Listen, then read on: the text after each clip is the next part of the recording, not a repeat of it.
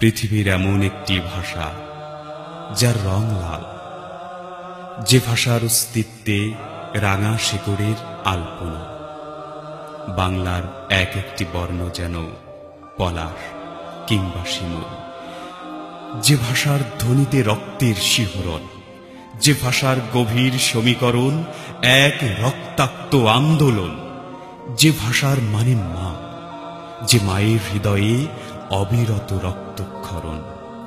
যারা বুকের রক্তে এনেছিল সূর্য রক্ত লাল, তাদের ইতিহাস লেখা থাকবে চিরকাল ভোরের রক্তিম সূর্যটায়। তাদের জন্যই পৃথিবী পেল আপন ভাষার দিন।